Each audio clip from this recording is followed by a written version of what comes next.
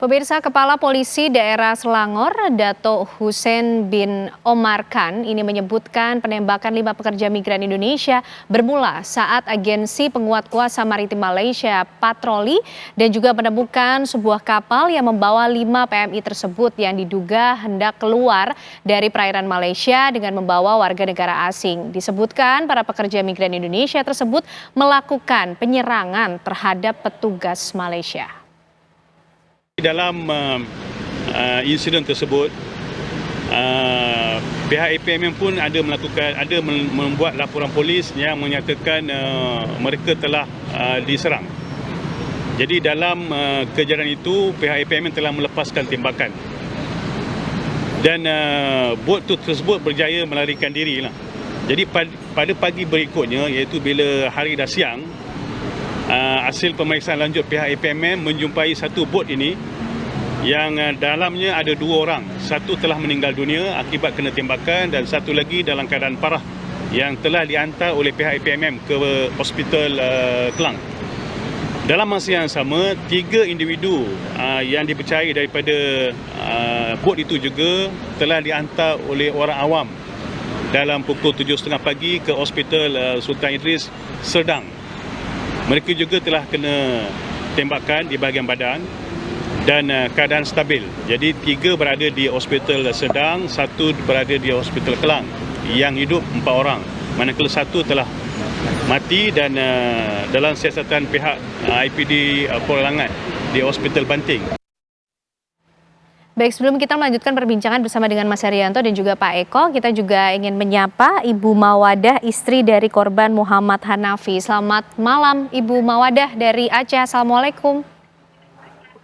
Malam. Ya, Bu Mawadah, tentu kami pertama-tama mengucapkan turut berduka atas peristiwa yang terjadi dan menimpa Bapak Hanafi. Bu Mawadah, kalau mungkin boleh berbagi cerita bersama kami. Informasi terakhir yang diterima oleh Ibu mengenai kondisi suami Bu Mawadah seperti apa? Saya nggak tahu kondisinya sebenarnya. Cuma dia ada bilang hari pas jam 1.56 dia ada rekam suara di HP. Dia bilang, "Dek, suruh jemput dia, suruh lapor polisi di sini di Polsek Aluto." Habis itu dia suruh konfirmasi ke Polsek Dumai.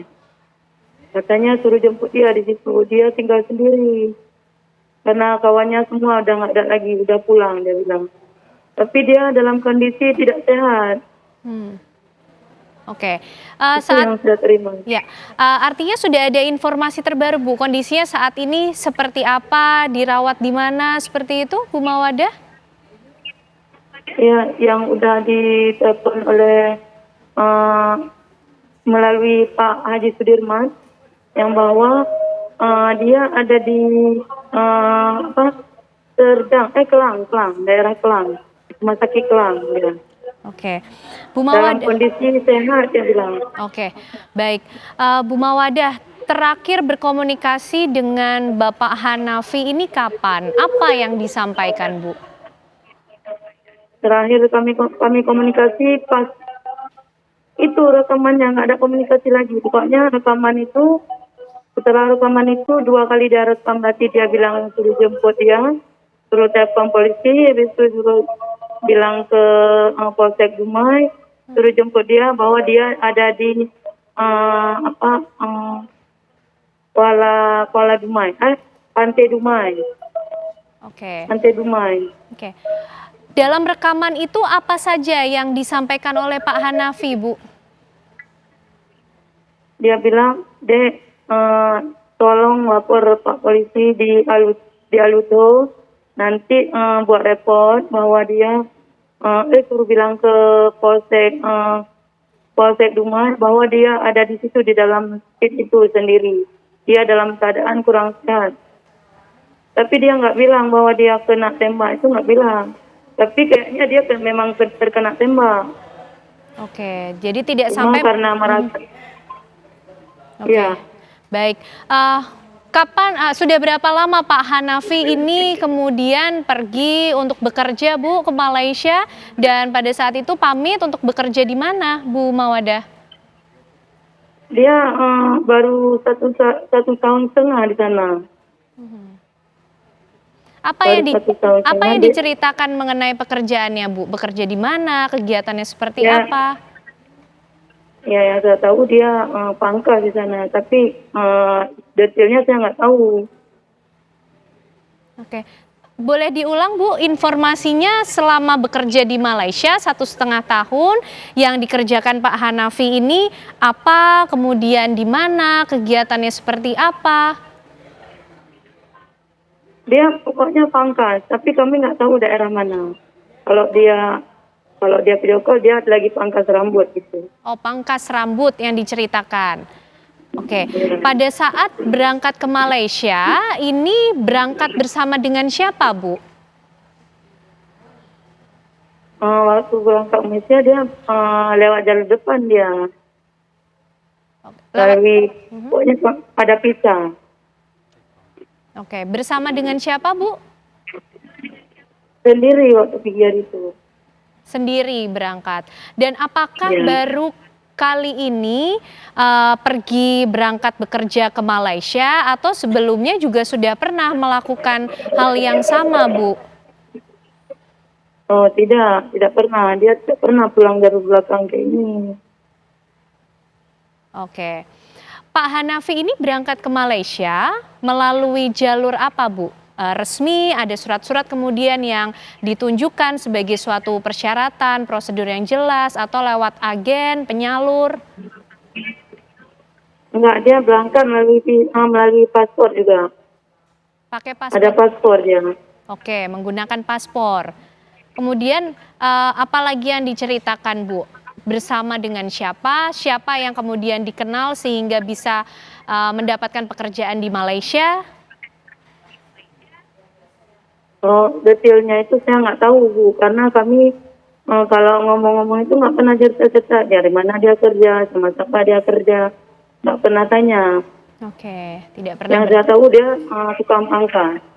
Oke, Bu Mawadah, di sini ada Pak Eko, perwakilan dari pemerintah Indonesia tentunya yang ikut mengawal kondisi para pekerja migran di sana, termasuk Bapak Hanafi. Kira-kira apa yang ingin disampaikan, Bu?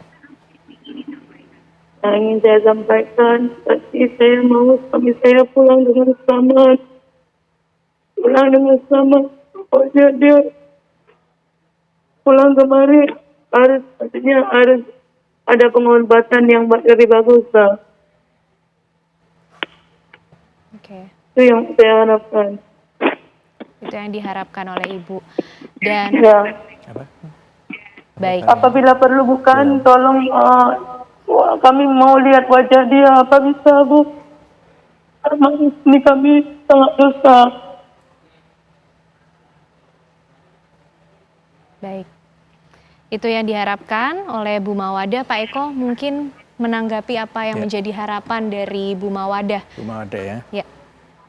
Terima kasih untuk Bu Mawadah, kami juga ikut berduka dalam arti kata dengan kondisi ini. Semoga bapaknya bisa segera sembuh dan pulih seperti semula.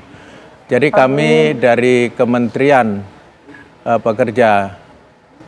Kementerian Pelindungan Pekerja Migran Indonesia mempunyai tanggung jawab dan negara hadir di sini untuk memberikan pelindungan kepada pekerja migran Indonesia. Terlepas pekerja migran itu prosedural ataupun non prosedural. Jadi kami di sini punya tanggung jawab nanti koordinasi dengan Kementerian Luar Negeri dan Atase untuk melihat sampai sejauh mana kasus itu ditangani secara transparan dan secara profesional oleh kepolisian yang di sana. Yang berkaitan dengan kondisi Bapak Hanafi dari suami Ibu, nanti kami koordinasikan dengan Kementerian Luar Negeri. Karena yang punya kewenangan untuk memulangkan dari bapaknya itu dari Kementerian Luar Negeri. Nanti dari Kementerian Luar Negeri sampai di Indonesia, nanti kami yang melaksanakan dari Menteri pelindungan pekerja migran Indonesia akan mengantar sampai daerah asal di mana ibu nanti berada. Diberikan perawatan nanti semaksimal mungkin yang bisa kita lakukan dan diberikan rehabilitasi baik itu secara fisik maupun secara psikis. Kami juga sudah koordinasi Bu dengan LPSK berkaitan dengan proses penanganan rehabilitasi nanti setelah sampai di Indonesia. Karena kewenangan kita untuk memberikan pelayanan sampai dari asal itu baru di embarkasi. Yang dari luar negeri atau dari Malaysia sampai ke Indonesia adalah ranah daripada Kementerian Luar Negeri. Demikian Bu Wada. Baik. Ya, Bu Mawada masih ada yang ingin disampaikan? Ya, yang ingin saya tanyakan Bu, apa suami saya dikasih pengawatannya di sana apa di Indonesia Bu? Oke, untuk perawatannya Apa dibawa apakah pulang akan terus dilakukan? kemarin? Seperti apa Pak Eko? Untuk perawatan yang sampai saat ini Bu, yang kami terima informasi itu masih ada di Klang, kalau nggak salah itu masih ada di Klang Selangor. Untuk yang Bapak yang dimaksud tadi, yang berikutnya nanti akan prosesnya dibantu oleh KP2MI untuk proses dari embarkasi sampai daerah asal termasuk rehabilitasi Bu, baik itu masalah kesehatan maupun berkaitan dengan hak ibu, misalnya rehabilitasi secara psikis maupun secara mental, karena kondisi ibu mungkin suaminya dalam kondisi trauma atau stres. Nanti kami lakukan itu Bu dari KP2MI. Ya, baik. Ya. Seperti itu Bu Mawada yang sejauh ini sudah bisa dimaksimalkan bagaimana upaya penanganan yang dilakukan terhadap Bapak Hanafi. Ibu Mawada, sekali lagi kami turut prihatin atas peristiwa yang terjadi. Kita tunggu dan kawal bersama bagaimana langkah pemerintah Indonesia tentunya untuk bisa membawa kembali Pak Hanafi untuk bisa kembali bersama keluarga. Ibu Mawada, terima kasih. Selamat malam sudah bergabung bersama kami di Apa Kabar Indonesia Malam. Kita turut mendoakan yang terbaik. Assalamualaikum Bu Mawada. Waalaikumsalam. Baik. Mas Haryanto, tentu kita masih ingin tahu juga ya, kemudian langkah-langkah ke depan yang biasanya juga perlu didorong, dilakukan. Karena melihat kasus ini bukan pertama kali terjadi, beberapa kali juga sudah terjadi, jumlahnya juga tidak sedikit. Tapi nanti dijawabnya Mas Haryanto, saat lagi pemirsa kami akan kembali hadir untuk Anda.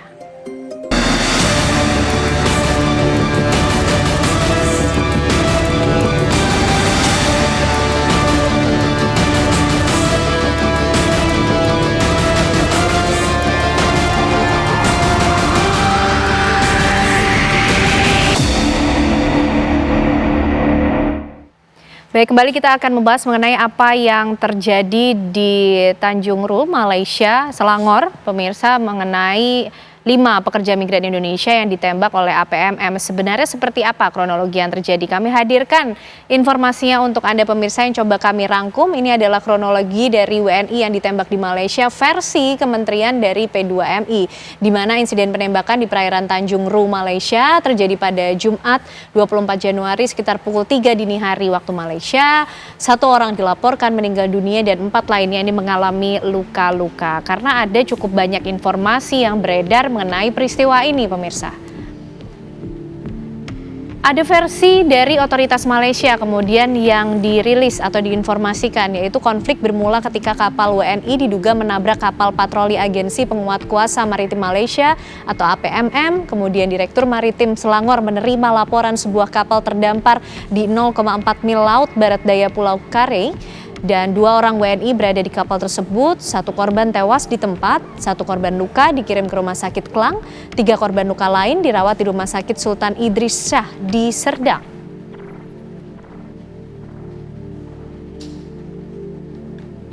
Baik, Mas Haryanto, ini kalau kita lihat tadi informasinya dari Bu Mawadah ya, istri dari Pak Hanafi. Ini diinformasikan Pak Hanafi katanya bekerja pangkas rambut di sana. Kemudian yang menjadi pertanyaan, Mas, kejelasan mengenai pekerjaan para pekerja migran yang diterima SBMI, ini tercatatnya seperti apa, prosedur atau non prosedural. Ini sebenarnya yang diterima laporannya oleh SBMI seperti apa sih, Mas, di lapangan? Iya, jadi kan seringkali persoalan pekerja migran di Malaysia ini ketika ada persoalan banyak opini yang dibangun ini terjadi karena unprocedural. Oke. Gitu kan. Sebetulnya kalau kami melihat adalah prosedural atau unprocedural, maka kemudian persoalan terjadi. Maka kalau kami lihat adalah ini bagaimana mekanisme diplomatik dua negara dalam menjalankan MOU yang berlaku ya. Bagaimana kemudian hak warga negara Indonesia terlindungi. Ini satu yang perlu kami tekankan. Yang kedua, kami mengapresiasi sebetulnya langkah dari Kemenlu sudah melakukan nota diplomatik yang dalamnya adalah melakukan investigasi dan lain sebagainya, dan tantangan buat kementerian baru KP2MI dengan kasus ini akan seperti apa, bahwa kementerian ini sebagai leading sektornya bapaknya buruh migran yang mampu melindungi. Maka paling utama yang kami ingin sampaikan bahwa persoalan ini kalau kemudian akarnya nggak diselesaikan akan terjadi terus-menerus dari tahun ke tahun. Akarnya apa, Mas Akarnya Haryanto? gini, seringkali kemudian kami melihat ya narasi yang dibangun oleh Malaysia bahwa mereka ini tidak berdokumen. Kemudian ada beberapa narasi yang dibangun di pemerintah Indonesia ini terjadi karena tidak berdokumen atau unprocedural. Akar masalahnya adalah seringkali pekerja migran dijadikan objek yang paling disalahkan, tapi tidak dilihat bahwa terjadinya pekerjaan prosedural ada lingkaran bisnis yang sangat kuat. Sebagai contoh begini, teman-teman tidak akan mampu pergi ke Malaysia tanpa ada orang yang memfasilitasi. Betul, penyalur itu. Penyalurnya, ada kapalnya di sana. Kemudian ada yang mengatur kapal naik kapan, kemudian naik kapalnya. Ada yang mengatur lalu lintasnya. Ada yang mengatur di Malaysianya, kemudian mengatur soal yang tidak pernah disorot adalah siapa yang menggunakan pekerja ini. Ya. Maka kemudian salah satu yang paling konkret kami dorongkan adalah ini tidak lagi menjadi kasuistik yang harus berhenti pada malam hari ini, tetapi bagaimana kemudian nota diplomatik yang sudah dikeluarkan oleh pemerintah Indonesia ditindaklanjuti. Salah satunya adalah membuat investigasi mendalam kedua belah negara. Kemudian kalau ditemukan ada kejahatan internasional, transnasional, maka hukum harus ditindakkan di situ. Ini akan menjadi akan kemudian menjaga marwah daripada Indonesia kalau kami katakan ya. Kalau tidak ya sampai kapanpun tahun depan pasti ada lagi. Berulang kembali. Akan berulang, kemudian diselesaikan dengan seberapa kuat sih, kemudian kita akan mencoba untuk menarasikan di dalam media paling 6 bulan selesai, kemudian kasus baru akan berganti kasus. Ini tantangan buat KP2MI baru nih, buat Pak Eko nih dengan kasus ini akan seperti apa ya menjadi bapaknya buruh migran Indonesia. Oke, mungkin langsung dijawab Pak Eko. Ini challenge kemudian yang dihadapi oleh KP2MI untuk betul-betul hadir, ikut mengawal dan menjamin bagaimana keselamatan para pekerja migran Indonesia di balik berbagai catatan ternyata yang cukup banyak, Pak Eko. Ya, terima kasih Mbak. Kami berangkat dari tusi saya sebagai Direktorat Pengawasan, Pencegahan dan Penindakan. Betul. Kalau kasus seperti ini, kami coba mengaitkan bagaimana ke depannya dari fungsi dan peran atau tusi daripada Kementerian Pelindungan Pekerja Migran Indonesia. Kami sudah melakukan upaya-upaya strategi ke depan yang kita lakukan untuk mempersempit atau mengurangi yang dilakukan saudara-saudara kita yang akan bekerja di luar negeri. Upaya yang dilakukan misalnya berkaitan dengan pencegahan. Pencegahan itu berangkat dari mana? Berarti pencegahan itu mulai berangkat dari titik-titik pemberangkatan. Misalnya di bandara, di daerah perbatasan. Nah itu yang memang ke depannya lagi yang memang tugas kita untuk menguatkan lagi. Tapi catatan Mbak di sini, kita tidak bisa bekerja sendiri. Betul. Karena kita akan melibatkan semua stakeholder yang ada. Makanya nanti ke depan itu kita bekerja sama, bergandengan tangan dengan seluruh stakeholder yang ada. Kita punya peran untuk bagaimana mencegah Karena kalau sudah kejadian yang seperti ini kan kita sulit. Ya. Kita mau bicara unprocedural, prosedural, karena ini sudah kasuistis. Nah ini tanggung jawab negara kita hadir tadi, bagaimana nantinya sampai di Indonesia kita fasilitasi dari embarkasi sampai ke daerah asal, kita berikan rehabilitasi baik fisik dan kesehatan. Itu yang bisa kita lakukan untuk sekarang ini. Yang ke depan tadi, pencegahan itu tadi, Mbak, dari mulai berangkat, ya tadi Bapak Haryanto sebutkan, itu juga akan berkaitan juga dengan sindikat, tapi ini memang kasusnya panjang. Jadi kasus panjang dan kasus itu merupakan tugas kita ke depan, bagaimana siklus yang ada dalam pencegahan, pengawasan, dan balai penegakan hukum. Karena itu semua akan terkorekasi. Makanya kami di sini mengawasi, bagaimana juga mencegah, termasuk menindak, baik itu pelaku. Tapi yang menindak adalah dari kepolisian nanti. Dari data kita di lapangan, apa itu terlepas kasusnya TPPO akan kami serahkan ke kepolisian. Tapi kita bersama-sama. Jadi di border-border, di perbatasan itu kita lakukan pencegahan. Itu kita juga lakukan juga dengan stakeholder yang lain. Misalnya di sini kerjasama dalam sosialisasi, edukasi, dan migrasi aman. Itu juga kita lakukan. Karena semua upaya yang dilakukan titik-titik itu dalam rangka untuk mencegah. Yang mencegah seperti yang sekarang ini kan kita upaya dari kementerian. Oke, upaya pencegahan pasti harus dilakukan Pak. Tapi dengan kasus yang baru ini, dengan 5 PMI yang kemudian ditembak oleh APMM ini, langkah atau peran serta tanggung jawab dari KP2MI yang sudah bisa dimaksimalkan sampai ranah atau batas mana sih Pak? Batas kami untuk ke luar negeri itu kan kami sementara masih belum punya atase pelindungan. Jadi kita masih tergantung dan koordinasi kerjasama yang ada dengan kawan-kawan kita yang ada di luar negeri. Satu, kita dengan Kementerian Luar Negeri yang dalam hal ini di KBRI. Yang kedua, dengan atase kepolisian yang berkaitan dengan kasus yang seperti ini. Itu yang bisa kita lakukan. Karena kalau sementara kita belum ada atase pelindungan nantinya ke depan, rencana memang kalau bisa terlaksana itu ke depan bisa ada atase pelindungan, dia disitulah akan punya peran keberadaan kita dari KP2M ini secara lebih jauh.